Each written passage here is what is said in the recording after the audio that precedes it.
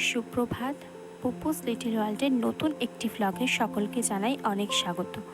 একটা নতুন মিষ্টি সকালে মিষ্টি পর্তুলিকাকে দিয়ে শুরু করছি আজকের ভ্লগ। খুব সুন্দর দেখতে লাগছে ফুলটা। সকালবেলা উঠে স্নান সেরে আগে পুজো করে নিয়েছি। সারাদিনের প্রচুর ব্যস্ততা। এই পুজো শেষ হতে হতে মোটামুটি পৌনে আটটা মতো বেজে গেছে। যদিও এখানে ঘড়িতে বাজে 8:10, ঘড়িটা একটু ফাস্ট। এখন মোটামুটি পৌনে আটটা মতোই বাজে। আজকে মঙ্গলবার। সকালে এসেছিলাম ওপরে একটুখানি মনসাতলায় পুজো করতে। তো এসে দেখি ফুলগুলো ফুটেছে। এই রেইন লিলি ছাড়া বাকি ফুলগুলো যে কী ফুল সেগুলো ঠিক জানি না, কিন্তু ফুলগুলো হয়েছে আর দেখতেও ভারী সুন্দর লাগছে।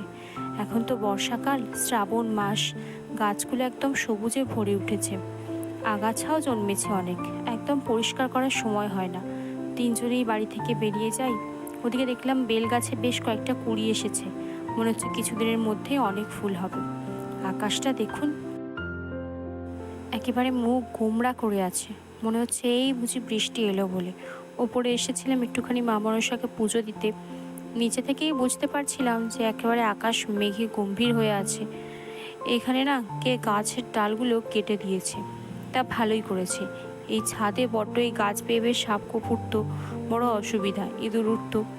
নিচে এসে একটুখানি মৌরি আর বাতাসে ভেজানো জল নিয়ে বসে পড়েছি। এটা কালকে রাত্রে ভিজিয়ে রেখেছিলাম। ওইদিকে ভাত বসানো হয়ে গেছে আর মাছ বাছাও মোটামুটি কমপ্লিট। আজকে আমাদের একটু ইলিশ মাছ হবে, আর ইলিশ মাছ হলে তো সেরকম কিছু লাগেই না, শুধু ইলিশ মাছের তেল আর সর্ষে পোস্ত দিয়েই হয়ে যায়। একটুখানি এখানে চা বসিয়ে নিলাম, ওদিকে সর্ষে পোস্তটা ততক্ষণ একটু বেটে নেব। আর আলু তো সিদ্ধ করাই হয়ে গেছে। আর এইদিকে হচ্ছে মাছ ভাজা। মাছ ভাজা মানে এই মাছের তেল, এই মাছের তেল আর এই আলু ভাতে দিয়ে, এর থেকে বেশি তো আমার আর কিছু চাই না। এই যে এখানে সর্ষে পোস্তটা বেটে নিয়েছি। এখানে কালকে রাত্রে একটু আটা মেখে রেখেছিলাম, আজকে টিফিনে আমি আরও রুটি নিয়ে যাব বলে। চলুন চাটা নিয়ে একটুখানি বসে পড়েছি। আমার না চাটা বসে না খেলে ঠিক তৃপ্তি করে খাওয়া হয় না। অনেকে দেখি ঘুরতে ঘুরতে খেয়ে নেন। আমার যদি 7:30তেও চা হয়, আমি 9টা পর্যন্ত সেটাকে রেখে দেবো যে কখন আমি বসবো তখন আমি চাটাকে খাবো। 7:30টার চাটাকে 9টায় আবার গরম করতে হয়। সে 8টাতেই করি আর যখনই করি আবার আমাকে একবার গরম করে তারপরে খেতে হয়। আর যেদিন একদমই গরম করতে ইচ্ছে করে না, সেদিন 9টাই হোক 9:30টাই হোক ওই ঠান্ডা চাটাকেই খেয়ে নিই। কিন্তু চাটা আমি বসে তৃপ্তি করে খাবো, এটাই হচ্ছে আমার কাছে কথা। এখানে একটুখানি রুটি করে নিচ্ছিলাম, ওকে টিফিন দিয়ে দেবো, আমিও নিয়ে যাব। সর্ষে পোস্ত মোটামুটি রেডি, ওর খাওয়া দাওয়া হয়ে গেছে। গাড়ি স্টার্ট দিয়ে ছুটলেন সারাদিনের জন্য, আবার ফিরবেন রাত্রে।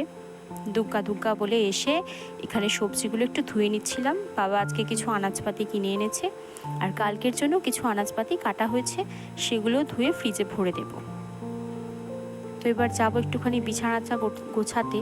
এদিকে দেখুন নিরামিষ আমিষের গ্যাস সমস্ত কিছু একদম পরিষ্কার করে নিয়েছি।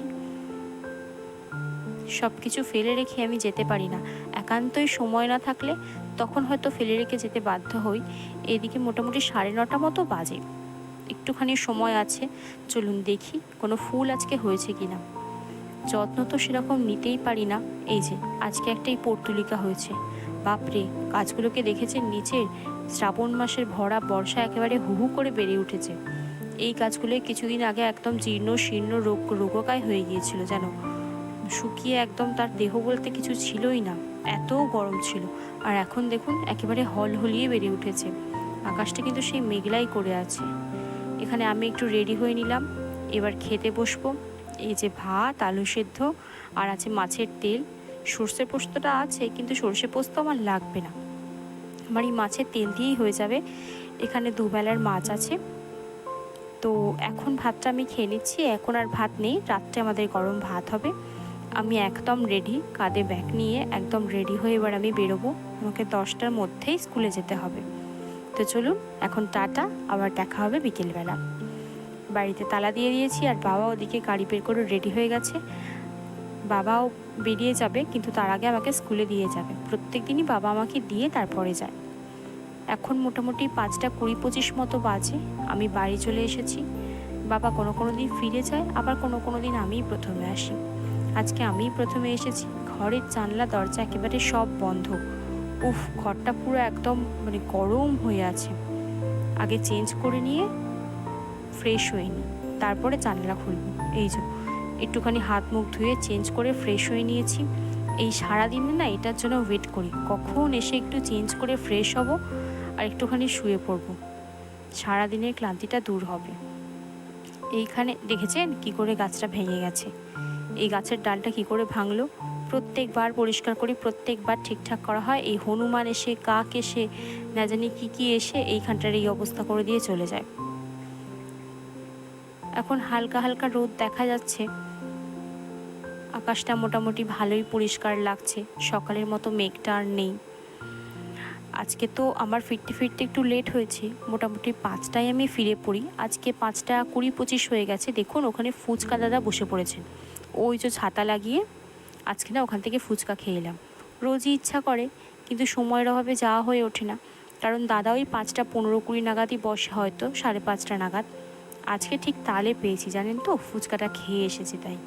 এবার একটু শুয়ে পড়বো, এখন আর ভালো লাগছে না, একটু পরে উঠে আবার সন্ধে দেবো। আজকে রাত্রে তো রুটি হবে না, সকালে ইলিশ মাছ আছে একটু, আজকে রাত্রে একটু গরম ভাত হবে। এখন একটু শুয়ে পড়ি, একটু পরে উঠবো। সন্ধেবেলা উঠে ঠাকুরকে সন্ধে দেখিয়ে নিয়েছি।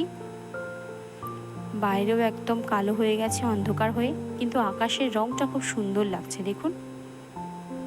এই দেখুন কি সুন্দর লাগছে না, নীলচে নীলচে মতো। চারিদিকে সমস্ত লাইট জ্বলে গেছে।